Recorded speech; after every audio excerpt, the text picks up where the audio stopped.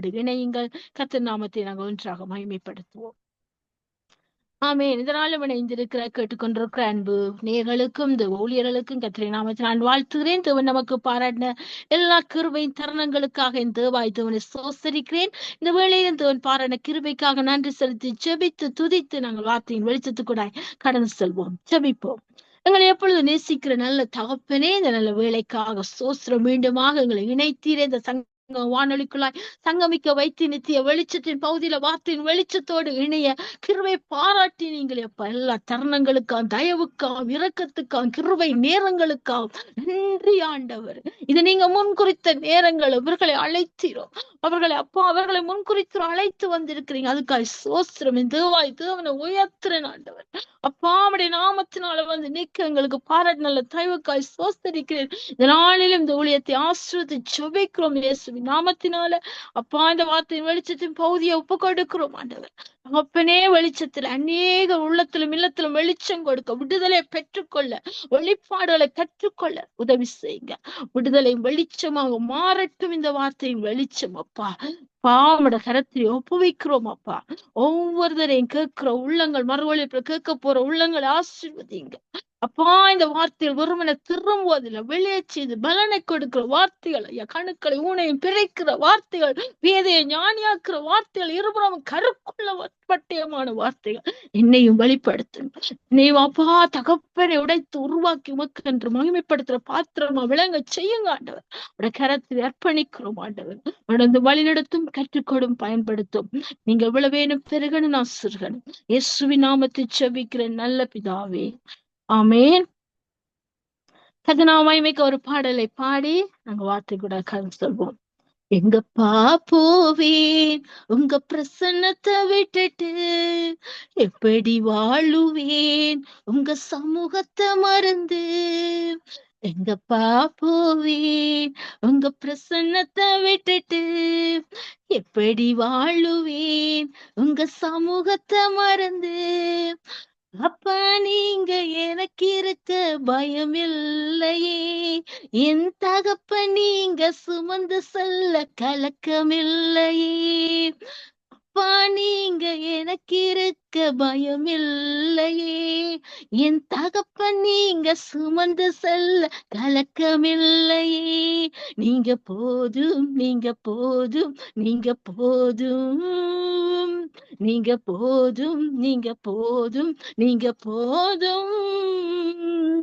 எங்கப்பா போவேன் உங்க பிரசன்னத்தை விட்டுட்டு, எப்படி வாழுவேன் உங்க சமூகத்தை மறந்து. எதிர்பார்த்த உறவுகள் எதிர்த்து நின்றாலும், கைகோத்த உறவுகள் விலகி சென்றாலும், எதிர்பார்த்த உறவுகள் எதிர்த்து நின்றாலும், கைகோர்த்த உறவுகள் விலகி சென்றாலும், எப்ராயும் என்னை நீர் கைவிடுவீரோ, இஸ்ராயேல் என்னை நீர் மறந்திடுவீரோ. எப்ராயும் என்னை நீர் கைவிடுவீரோ, இஸ்ராயேல் என்னை நீர் மறந்திடுவீரோ. அப்பா நீங்க எனக்கு இருக்க பயம் இல்லையே, என் தகப்ப நீங்க சுமந்து செல்ல கலக்கமில்லையே. அப்பா நீங்க எனக்கு இருக்க பயம் இல்லையே, என் தகப்ப நீங்க சுமந்து செல்ல கலக்கமில்லையே. நீங்க போதும், நீங்க போதும், நீங்க போதும், நீங்க போதும், நீங்க போதும், நீங்க போதும். எங்கப்பா போவேன் உங்க பிரசன்னத்தை விட்டுட்டு, எப்படி வாழுவேன் உங்க சமூகத்தை மறந்து. எங்கப்பா போவேன் உங்க பிரசன்னத்தை விட்டுட்டு, எப்படி வாழுவேன் உங்க சமூகத்தை மறந்து. அப்பா நீங்க எனக்கு இருக்க பயம் இல்லையே, என் தகப்ப நீங்க சுமந்து செல்ல கலக்கமில்லையே. நீங்க போது, நீங்க போது, நீங்க போது, நீங்க போது, நீங்க போது, நீங்க போது. ஆமென். கர்த்தர் நாமம் ஒன்றே மகிமைப்படுவதாக. நாங்கள் வார்த்தையின் வெளிச்சத்துக்கூடாய் கடந்து செல்வோம். சாட்சி சொல்ல சூழ்ச்சி முறிந்தது. சாட்சி சொல்ல சூழ்ச்சி முறிந்தது என்று சொல்லி இந்த வார்த்தைக்கு என்னோடு பேசின வார்த்தை எங்களோடு பேசும் என்று நான் கர்த்தருக்குள் விசுவாசிக்கின்றேன். அப்படியாக நாங்கள் வார்த்தைகளாய் கடந்து செல்வோம். சாட்சி சொல்ல சூழ்ச்சி முறிந்தது. சாட்சி எப்படி சாட்சி உண்டானது என்று சொன்னால் கர்த்தருடைய ஆவியானவர் இன்மேல் இருக்கிறார். ஏசாயா புஸ்தகம் 61 அதிகாரத்தில் 1 வசனத்தை நாங்க வாசித்தோம். அதன் ஆரம்ப பகுதி இப்படி இருக்கிறது. கர்த்தருடைய ஆவியானவர் என்மேல் இருக்கிறார். சுவிசேஷத்தை அறிவிக்கும்படியாக என்னை அபிஷேகம் பண்ணினார் என்று அந்த வார்த்தை தொடர்கின்றது. கர்த்தருடைய ஆவியானவர் என்மேல் இருக்கிறார். அப்ப என்மேல் ஆவியானவர் இருக்கிற ஆவியானவர் என்ன செய்கிறார் என்றுதான் அடுத்த வசனங்கள் நாங்கள் பார்த்தோம் ஆரம்பத்திலே. அப்ப பாருங்கள், அப்ப ஆவியானவர் எங்கேயும் அங்க விடுதலை உண்டு. அந்த விடுதலை தான் சாட்சியாக மாறுகிறது. எனக்குள்ளே வந்த ஆவியானவர், எனக்குள்ளே வந்த ரட்சிப்பு, அந்த இயேசு என்ற நாமம் எனக்குள்ளே என்ன கிரியை செய்தது, அதுதான் சுவிசேஷம், அதுதான் சாட்சி. அந்த மாற்றம் தான் சாட்சியின் வடிவம். அந்த ஒரு மாற்றம் தான் சுவிசேஷத்தின் வடிவம். அப்ப இந்த மாற்றத்தை கொடுத்தது அவருடைய நாமத்தின் வல்லமை. அந்த வல்லமையை கொண்டு வந்தது ஆவியானவர். என் ஆவிக்குள் அவர் செயல்பட்டார். மாமிசம் மடிந்தது, பாவம் இறந்தது, பரிசுத்தம் பிறந்தது, நீதி வெளிப்பட்டது. அப்ப இப்படியாக இது சாட்சி சொன்ன அங்க சூழ்ச்சி முறிந்தது. எந்த சூழ்ச்சியா? மனுஷர்கள் போடுற சூழ்ச்சி, சத்துரு போடுற சூழ்ச்சி, எதிராக எழும்புற இயற்கையின் சீற்றம் எல்லாம் முறிந்தது. ஏனென்று சொன்னால் வார்த்தையில வல்லமை உண்டு, அவர் நாமத்தில விடுதலை உண்டு. அப்ப அந்த வார்த்தை எப்படி கிரியை செய்கிறது என்று சொன்னால் எனக்குள்ளே நான் பெற்ற மாற்றங்கள் அங்கே சுவிசேஷமாக மாறுகிறது. அப்ப இங்கே பாப்போமா, இந்த 2 ராஜாக்களின் புஸ்தகம் 8 அதிகாரத்தை அங்கே நாங்கள் வாசிப்போமா இருந்தால் அங்கே ஒரு சில வார்த்தைகள் உங்களுக்காக நான் வாசிக்கும்படியாக இருக்கின்றேன். அங்கே வாசிப்போம் என்று சொன்னால் பாருங்கள், 2 ராஜாக்களின் புஸ்தகம் 8 அதிகாரம் நாங்க 1-2 வசனங்களை வாசிப்போம். இப்படியா வார்த்தை சொல்கிறது. எலிசா தான் உயிர்ப்பித்த பிள்ளையின் தாயாகிய ஸ்திரியை நோக்கி, நீ உன் வீட்டாரோடு கூட எழுந்து புறப்பட்டு போய் எங்கேயாகிலும் சஞ்சரி. கர்த்தர் பஞ்சத்தை வருவித்தார். அது 7 வருஷம் தேசத்தில் இருக்கும் என்று சொல்லி இருந்தான். அந்த ஸ்திரீ எழுந்து தேவனுடைய மனுஷன் சொன்ன வார்த்தையின்படி செய்து, இதுல நாங்க நிறுத்துவோம். அங்கே ஒரு தேவனுடைய மனுஷன் சொல்லுகிறார், ஒரு எச்சரிப்பு சொல்லுகிறார். இன்னைக்கு நாங்க சில வார்த்தைகள் எச்சரித்து சொல்ல விட்டால் மற்றவர்களுக்கு அது பிடிக்காது, கோபத்தை உண்டு பண்ண. இவ யார் சொல்றது, இவக்கு எப்படி இது தெரிய வந்தது, இவ எப்படி சொல்ல முடியும் என்று சொல்லி சில மனுஷர்கள் நம்மையே திரும்ப குற்றப்படுத்துறது உண்டு, கீழ்ப்படியாமை போறது உண்டு, தண்டனைக்கும் அதை அவர் அவப்படுவதும் உண்டு. நிச்சயமாக தேவனுடைய வார்த்தை தீர்க்க தரிசனம் என்று சொன்னார், தீர்க்க தரிசிகள் என்று சொன்னார். நிச்சயமாக அவர்கள் தேவனோட அதிகமாக நேரங்களை தங்களை அர்ப்பணித்தவர்கள் முழு நேர ஊழியங்களாக சில பேர் செய்கிறார்கள். அந்த தீர்க்க தரிசன வார்த்தைகள் வெறுமனை திரும்பாது. என்ற வார்த்தையானது அவர் இயேசப்பா ஆதியில் வார்த்தை, அந்த வார்த்தை தேவன், அந்த வார்த்தை தேவனா இருந்தது என்று யோவான் 1:1 நமக்கு சொல்கிறது. அப்ப பாருங்க, அப்ப இந்த வார்த்தை வெறுமனே திரும்பாது. அப்ப இந்த எலிசா தேவனுடைய தீர்க்கதரிசி சொல்லுகிறார், தேவன் பஞ்சத்தை இந்த தேசத்துக்குள்ள கொண்டு வரார், நீ எழுந்து எங்கேயாவது போ. அது எவ்வளவு காலம் பஞ்சமா இருக்கும்? 7 வருஷம் பஞ்ச காலம் இருக்கு. அப்ப சொன்ன மாத்திரத்திலே அவள் எழுந்து, அந்த ஸ்திரீ எழுந்து, யார் அந்த ஸ்திரீ என்ற சூனேமித்தியா, அந்த சூனேமித்தியால் எழுந்து தன் பிள்ளையோடு என்ன செய்கிறாள்? அங்கே போகிறாள். எங்கே போகிறாள் என்று சொன்னார், பெலிஸ்தரின் தேசத்துல போய் 7 வருஷம் சஞ்சரித்தார். அப்ப இங்கே 7 வருஷம் சஞ்சரிக்கும் பொழுது, அந்த சஞ்சரிக்கிற காலத்துல பாத்தீங்கன்னா அவளுக்கு உண்டான எல்லாவற்றையும் சூறையாடி விட்டார்கள். அங்க அயர்ல இருக்கிறவர்கள் இப்படித்தான், நாங்கள் எங்காவது சென்று விட்டால் நிச்சயமாக எங்கள் வீட்டு கூட கண்ணை விட்டு பார்த்தது உண்டு, எங்கள் வாகனத்தை கூட அப்படியாக நடப்பது உண்டு. அது இயற்கையிலோ வளமையாகவே மாறிவிட்டது இந்த கனடா தேசத்தில் சூழ்ச்சியால்.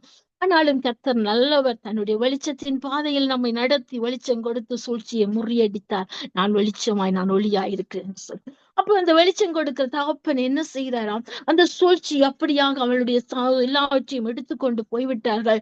இதை இந்த எலிசா அங்கே ராஜாவுக்கு அறிவித்துக் கொண்டிருக்கின்றார். எப்படி சாட்சியா சொல்லுகிறார், இந்த சூனேமித்தின் மகனைத்தான் எலிசா எழுப்பினார் என்று சொல்லி அங்கே அடுத்தடுத்த வசனங்கள் விவரமாய் சொல்லுகிறார். பாருங்க, உங்களுக்காக நான் 4ஆம் வசனத்தை வாசிக்கின்றேன். அந்நேரத்தில் ராஜா தேவனுடைய மனுஷனின் வேலைக்காரனா இருந்த கேயாசியுடனே பேசி, அங்க எலியாவுக்கு வேலைக்காரனா இருந்த ஒரு கேயாசி, அந்த கேயாசியினோடு பேசிக் கொண்டிருக்கும் பொழுது அங்கே கேயாசி சொல்றார், நீ எனக்கு விவரமா சொல்லு. ராஜா கேட்கிறார், இந்த மதுவ மனுஷன் என்ன அற்புதம் செய்தார், அதை விவரமா சொல்லுன்ன. அங்க செத்து போனவனை, அங்க 5ஆம் வசனம் சொல்லுகிறது, செத்து போனவனை உயிர்ப்பித்தார் என்பதை அவன் ராஜாவுக்கு அறிவித்த போது. பாருங்க, இந்த மனுஷன் எலிசா சுப எச்சரிப்பை பெற்று சொல்லுகிறார், நீ பஞ்சம் வருது, நீ போன. அவள் அப்படியே அந்த வார்த்தைக்கு கீழ்ப்படிந்து அந்த எச்சரிப்பை பெற்றுக்கொண்டு அவள் பெலிஸ்தரின் தேசத்துக்கு போய் அங்கே எகிப்தின் தேசம் அங்க புறப்பட்டு அவள் அங்கே சஞ்சரிக்கிறாள். சஞ்சரித்த பிறகு அவள் எங்கே செய்றாள், அந்த பஞ்சம் முடிகிற காலம் முடிந்து இங்க திரும்ப மீண்டுமா வருகிறாள். அப்ப வரும்போது இங்கே என்ன செய்கிறாள், அங்கே வரும்போது வந்து பார்க்கிறாள், அங்கே அவளுக்குரிய எல்லாமே அபகரிக்கப்பட்டு விட்டது. இதனால ராஜாவுக்கு முறையிட அவளும் வருகிறாள், சுனேமித்தியாளும் பிள்ளையோடு. இங்க பிள்ளையோடு அவளும் வர அந்த சந்தர்ப்பத்தை பாருங்கள். அங்கே ராஜாவுக்கு இந்த இந்த சகோதரியை குறித்தும் இந்த பிள்ளையோட உயிர்த்தெழுந்ததை குறித்தும் அங்கே சாட்சியாக கேயாசி சொல்லிக்கொண்டே இருக்கிறார். அப்ப சொல்லிக்கொண்டு அறிவிக்கிற போது, இதோ அவள் உயிர்ப்பித்த பிள்ளையின் தாயாக அந்த ஸ்திரீ வந்து தன் வீட்டுக்காகவும் தன் வயலுக்காகவும் ராஜாவிடத்தில் முறையிட்டாள். அங்கே அவளுடைய சூறையாடப்பட்டது, அவளுடைய சொத்து எல்லாம். அப்ப அவளுடைய வீடு சூறையாடப்பட்டது, அவளுடைய வயல் நிலங்கள் சூறையாடப்பட்டது. இதனால ராஜாவிடத்துல போய் அறிவிக்கிற, நிச்சயமாக நாங்களும் எங்கே கம்ப்ளைண்ட் கொடுப்போம், நிச்சயமாக நாங்க போலீஸ் இடத்துல அதிகாரிகள் அறிவிப்போம், இப்படி இப்படி காரியங்கள் நடந்திருக்கிற, இந்த காரியங்களை கண்ணமிட்டு இருக்கான்னு சொல்லி நாங்க தெரிவிப்போம். ஏனென்று சொன்னால் அடுத்த தடவைகள் மீண்டும் நடக்காதபடிக்கு நாங்கள் இழந்ததை பெற்றுக்கொள்ளும்படியாக இந்த உலகத்தின் காரியங்களுக்கு உலகத்தினுடைய அதுக்கு பொறுப்பான அதிகாரத்தை நாங்கள் அறிவிப்பது உண்டு, அவர்களிடத்துல எங்களுக்கு தீர்வு கிடைப்பதும் உண்டு. அப்ப அப்படியாக நாங்கள் அறிவித்து பெற்றுக்கொள்கிறோம். அப்ப இந்த ராஜாவிடத்தில் அவள் என்ன செய்கிறாள், தன் அந்த ஆட்சி செய்த அந்த ராஜாவிடத்துல முறையிடுகிறாள். இந்த சுனேமித்தியாள் முறையிடும் போது அப்ப இந்த காரியத்தை சொல்லும் பொழுது அங்கே கேயாய் சொல்லுகிறார், பாருங்க, ராஜாவாகி என்ன ஆண்டவனே, இவள் தான் அந்த ஸ்திரீ, இவளுடைய மகனைத்தான் தேவன் என்ன செய்தார், உயிர்ப்பித்தார். எலிசா உயிர்ப்பித்த இவளுடைய குமாரன் இவன் தான் என்றார். பாருங்க, எப்படி ஆண்டவர் கொண்டு வந்து நிறுத்துறார் பாருங்க. இதான் ஏற்ற வேலை. அந்த வேலை இன்னும் என் வேலை வர, அந்த வேலை ஏற்ற வேலை இங்கே சரியான வேலையா இருக்கு. சாட்சி சொல்லுகிறார், அந்த சூழ்ச்சியை முறியடிக்கிறார் ராஜா. எப்படின்னு சொன்னார், அந்த ராஜா அடுத்த வசனத்தை பாருங்க. ராஜா அந்த ஸ்திரியை கேட்டதற்கு அவள் அதை அவனுக்கு விவரித்து சொன்னார். பாருங்க, சிவனை குறித்து, தேவன் செய்த அற்புதத்தை குறித்து, தேவ மனுஷன் இப்படியாக வந்து தன்னுடைய மகனை தேவனுடைய வல்லமையை உயிர்ப்பித்தார். இன்னைக்கு நாம சில சாட்சிகளை சொல்ல மறக்கிறோம். ஏன்? அவர்களை நினைத்து விடுவார், இவள் இப்படியா ஏற்றுக்கொள், இப்படியா சொல்ல முடியுமா இவர்களுக்கு என்று சொல்லி நாங்க புற ஜாதிகளுக்கு சொல்ல தடை பண்ணுகிறோம். நாங்களே தடுத்து விடுகிறோம், நாங்களே அதை என்ன செய்யறோம், புறக்கணிக்கிறோம். ஆனால் இல்ல பிரியமானவர்களே, தேவனுடைய ஆவியர் இன்மையில் இருக்க சுவிசேஷத்தை அறிவிக்கும்படி என்னை அபிஷேகம் பண்ணினா, எனக்குள்ள ஒரு மாற்றத்தை கொடுத்த ஒரு அபிஷேகம் என்ற ஒரு வல்லமை தந்திருக்கிற அந்த அபிஷேகமான பலம், அந்த அவருடைய வல்லமையின் நாமத்தில் பெற்ற அந்த விடுதலை பலன் நாங்கள் மற்றவர்களை விடுதலையாக்கும்படியாக, சிறைப்பட்டவர்கள் விடுதலையாக்கும், கட்டுகளை கட்டவிழ்க்கும்படியாக. அப்ப இதற்காக ஆவியான என்னை அபிஷேகம் பண்ணினார், சும்மா அபிஷேகம் பண்ணவில்லை. இந்த பிள்ளைக்கு இந்த வரம் கிடைக்கணும் தேவனுக்கு தெரியும், தெரிந்தபடியால் நமக்கு தந்திருக்கிறார். நாங்க தந்ததை எப்படி வைத்திருக்கின்றோம், ஏனோ தானோண்ட அலட்சிய போக்கில எங்களுடைய தேவைக்காக அப்பப்ப தட்டி எழுப்பி பயன்படுத்தி நாங்கள் மட்டும் அனுபவித்துக் கொண்டிருக்கின்றோமா? இல்லை, மற்றவர்களுக்கு பாரப்பட்டு செபிக்கும் போது அவர்கள் விடுதலை அடைய வேண்டும் என்ற ஒரு ஆத்ம பாரம், இந்த சுவிசேஷ பாரம் எங்களை நெருக்கி ஏவுகிறதா?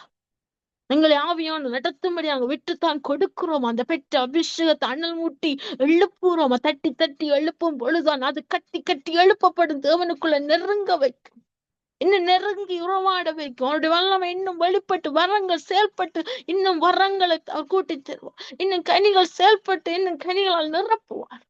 அவ்வளவு ரகசியங்களை நாங்க பெற்றுக்கொள் மகிமையின் தேவன் அங்க மகிமைப்படுவார். எதற்காகத்தான் எங்களை அபிஷேகம், அப்ப நாங்கள் ஏனோ தானோண்டு அலட்சியம் போக்கல, அது இருக்கட்டும் என்று சொல்லி 100 101 என்று சொல்லி எண்ணி விட்டு அதுவும் ஒரு பதவியாக்கும், அதுவும் ஒரு BA MA என்று சொல்லி ஒரு பட்டமாக்கும் என்று சொல்லி பட்டத்துக்குள்ள நாங்கள் இருக்கின்றோமா? பிரியமானவர்களே, இன்றைக்கு என்னோடும் உங்களோடும் ஆவியானவர் பேசுகிறார். கர்த்தருடைய ஆவியானவர் என்மேல் இருக்கிறார். சுவிசேஷத்தை அறிவிக்கும்படி அவர் அவனை அபிஷேகம் பண்ணினார். அபிஷேகம் பண்ண அபிஷேகத்தை நாங்கள் மற்றவர்களுக்காக பயன்படுத்த வேண்டும். எப்படி அந்த தேவனுடைய மனுஷன் அந்த பிள்ளை உயிர்ப்பித்தார், உயிர்ப்பித்த வல்லம் இன்றைக்கு அநேகருடைய காரியங்கள், மறித்து போன காரியங்கள், முடிந்து போனது இவ்வளவுதான். கொடுத்த வாக்குத்தத்தம் இவ்வளவுதான். 11 மாதம் முடிஞ்சது, இவ்வளவு நடக்கல, இனி இந்த 12ஆம் மாதமா நடக்க போகுது இப்படி சொல்லி நாங்களே அலட்சிய போக்கிற பெற்ற வாக்குத்தத்தத்தை 2025ஆம் ஆண்டு ஆரம்பத்துல முதல் தேதியில வருஷத்தின் ஆரம்பத்துல பெற்ற வாக்குத்தத்தை நீங்க சுதந்திரித்தீர்களா? உரிமை பாராட்டி நீங்கள் சாட்சியை எழும்பி நிற்கிறீர்களா? எப்படி எத்தகைய ஆவிக்குரிய வளர்ச்சி எனக்கும் உங்களுக்குள்ளேயும் இருக்கின்றது. தட்டி எழுப்புங்க. இன்னும் ஒரு மாதம், இந்த மாதத்தை 12ஆம் மாதம் தந்திருக்கிறார். இன்றைக்கு 3ஆம் தேதி. இன்னும் இருக்கின்ற நாட்கள், இந்த 28 நாட்கள், இந்த 28 நாட்கள் அவரோட இன்னும் நெருங்குங்கள. நெருக்கமான சூழ்நிலை, நெருங்க முடியாத நிலைமை. அப்பதான் நீங்க இன்னும் நெருங்க. ஏனென்று சொன்ன நான் நெருங்குறதா இந்த நெருக்கமான சூழ்நிலை என்ன வந்து மேற்கொள்ளுது. இதை நான் மேற்கொள்வது, இந்த சூழ்நிலை என்ன மேற்கொள்வது, நான் தான் மேற்கொள்வேன். இதனுடைய நாமத்தை நான் இதை ஆட்கொள்வேன், நான் ஜெயிப்பேன். எந்த அப்பன் ஜெயிச்சவர் என்னோடு இருக்கிறார் என்று சொல்லி எங்களுக்கு ஊற்றப்பட்ட அந்த அபிஷேகத்தை அண்ணல் மூட்டி எழுப்பி தட்டி எழுப்பி அந்த கொடுத்த வாக்கு தத்தத்தை நிறைவேற்றும்படி சமூகத்துல நிப்போமா? இங்கே அவ பெற்ற அந்த சாட்சியின் வாழ்க்கை சொல்லப்படும் போது அங்கே தேவனையே சாட்சியா கொண்டு நிறுத்துற பாருங்க. சூழ்ச்சி முடியுது, எப்படி முறிவடைகிறது. அவள் இழந்த எதை இழந்த அது ராஜாவை கட்டளை கொடுத்து அங்கே பெற்றுக் கொடுக்கிறார். ராஜ கட்டளை பறக்கிறது. எப்படி பாருங்கள், அவள் விவரித்து சொன்னாள். அப்பொழுது ராஜா அவளுக்கு ஒரு பிரதானியை நியமித்து அவளுக்கு உண்டான எல்லாவற்றையும், அவள் தேசத்தை விட்டு போன நாள் முதல் இதுவரைக்கும் உண்டான அந்த வயலின் வருமானம் அனைத்தையும் கிடைக்கும்படி செய்தார். கிடைக்கும்படி செய்ய என்றார். பாருங்க, அவளுக்கு ஒரு வேலை செய்ய ஒரு பிரதானியை நியமிக்கிற ஒரு சாதாரண ராஜா இப்படி செயல்படுவாரா? இந்த நம்முடைய பரம ராஜா, எங்களை அழைத்தவர், வாக்கு தத்தம் கொடுத்தவர், வாக்கு மாறாதவர், வாக்கினால் சொன்னதை கரங்கள் நிறைவேற்ற தெய்வம் அவர், வார்த்தையானவர் அவர். எப்படி செயல்படுவார்? எப்படி எங்களுக்கு தூதர்களை இறக்குவார், பாளையம் இறக்குவார், எப்படி எங்களுக்காக நின்று செயல்படுவார். ஒரு ராஜாவை ஒரு முறையிட்ட காரியத்தை தீர்வு செய்வார் என்று அவளுக்கு ஒரு பிரதானியை நிரூபித்து அந்த காரியம் கிடைக்கும்படியா செய்வார் என்றா, இழந்த நாள்ல இருந்து வருமானத்தை பெற்றுக் கொடுக்கும்படியா செய்வார் என்றா. இன்னைக்கு நாங்க இத்தனை காலம் அவருக்காக நிற்கிற நேரங்கள், எங்களுக்கு வர்ற பிரச்சனைகள், சூழ்நிலைகள், இழப்பு எல்லாவற்றையும் அறிவார். தூரத்திலிருந்து நினைவுகள் அறிகிறார், தூரத்தில் உள்ளம் தெரியங்கள் ஆராய்ந்து அறிகிறவர். அங்கே சங்கீதக்காரர் 139ஆம் சங்கீதத்துல சொல்லுகிறார். 1 2 3 வசனங்களை நீங்க வாசித்து பாருங்க. நடந்தாலும் படுத்துறவங்களை சூழ்ந்திருக்கிற தகப்பனுக்கு எப்படி எங்களை அறிவார்? உள்ளம் கையிலெல்லாம் வரைந்திருக்கிறார். அவரை இந்த தகப்பனப்பவும் பார்த்து கொண்டிருக்கிறார். என் பிள்ளைக்கு இப்படிப்பட்ட பிரச்சனை, இப்படிப்பட்ட எல்லா சூழ்நிலை சூழ்ச்சியை முறியடித்து எங்களுக்கு கிடைக்கக்கூடிய ஆசீர்வாதங்களுக்கு தரும்படியா அவர் எங்களுக்கு அழுத்தம் பண்ணி வழக்காட அவர் எழுந்திருக்கிறார். நாங்க அவரை எழுப்ப வேண்டும். நாங்க எங்களுக்கு ஊற்றப்பட்ட அபிஷேகத்தை தட்டி எழுப்ப, அண்ணல் மூட்டி எழுப்பவன், பெற்றுக்கொண்ட வாக்கு தத்தத்தை நானும் நீங்கள் சுதந்திரிக்கவன், உரிமை பாராட்டவன், சாட்சியின் நிற்க வேண்டும், சுவிசேஷத்தை அறிவிக்க வேண்டும். தகப்பன் இந்த ஆண்டின் முடிவில் என்னிடத்திலும் உங்களிடத்திலும் எதிர்பார்க்க வருஷத்தை நன்மையால முடிசூட்டு நானும் நீங்கள் சொல்லும்படியா எங்களை எழுப்புகிறார், தட்டி எழுப்புகிறார். அப்படியாக தகப்பன் இங்கே அவள் இழந்த எல்லாவற்றையும், எதெல்லாம் இழந்தாலும் அந்த வார்த்தை படிந்து அவர் செயல்பட்டு மீண்டுமாக திரும்ப வந்து அங்கே ராஜா எடுத்து முறையிட்ட போது, இன்னைக்கு நாங்க சில நேரத்துல சில காரியங்கள் இது அற்பமான இது விடட்டுவோம் என்று சொல்லி நாங்க சில நேரத்துல அதையே நாங்களே அற்பமா எண்ணி முறையிடாம தவறுகிறோம். நம்முடைய பரம ராஜா பார்த்து கொண்டே இருக்கார்.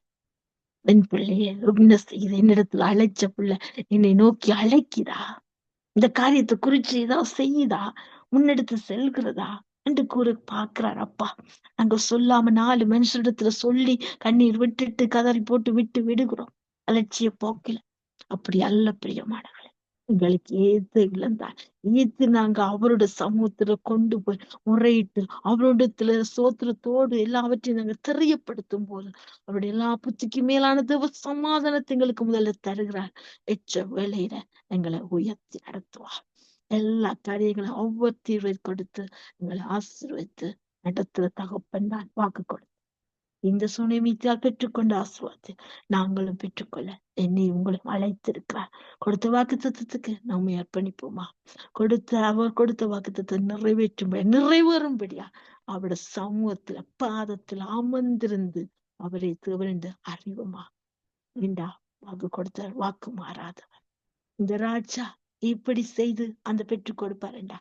உண்மை அழைத்த பரம ராஜா நமக்கு நியமித்த ஓட்டத்துல கொடுத்த வாக்கு தத்துவத்தை பெற்றுக்கொண்டு கற்றுக் கொடுத்த அந்த வாக்கு தத்துவத்தை பெற்றுக்கொண்ட அந்த ஆசீர்வாதத்தை பெற்றுக்கொள்ளும்படியாக அவருடைய சமூகத்தை இன்னும் நெருங்குவோம். தடைகள் தகப்பவர் காரியத்தை வாய்க்க பண்ணுவார். இந்த சூனியம் எது கிடைக்க செய்த இந்த ராஜா போல அல்ல, நம்முடைய பரமராஜா பல ரகசியங்களையும் அவர்களோட ஆசீர்வாதங்களையும் நமக்கு தருவார். அந்த நிச்சயத்தோடு செபிப்போம். வார்த்தைகள் படிப்போம். செபிப்போமா? சோஸ்திரம் ஆண்டவரே, நன்றி தகப்பனே, நன்றி ஆண்டவரே, நல்ல அருமையான வேலைக்காக சோஸ்திரம், கற்றுக் கொடுத்த நல்ல பாடத்துக்காக நன்றி கத்தாவே.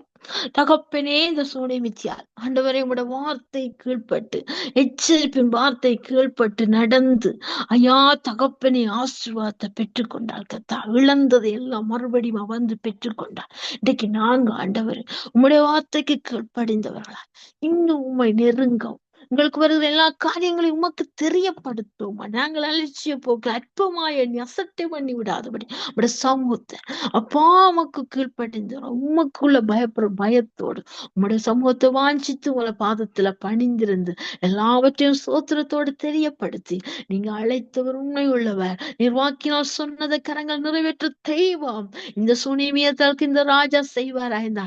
நம்மை அழைத்த பரம ராஜா, தன்னையே முழுமையா ஒப்பு கொடுத்த ராஜா நீங்க இருக்கிறீங்கப்பா. அந்த ராஜாவின் பாதத்துக்களை எங்களை அர்ப்பணிக்கிறோம். எங்கள் காரியங்கள் எல்லாவற்றையும் தெரியப்படுத்துறோம்.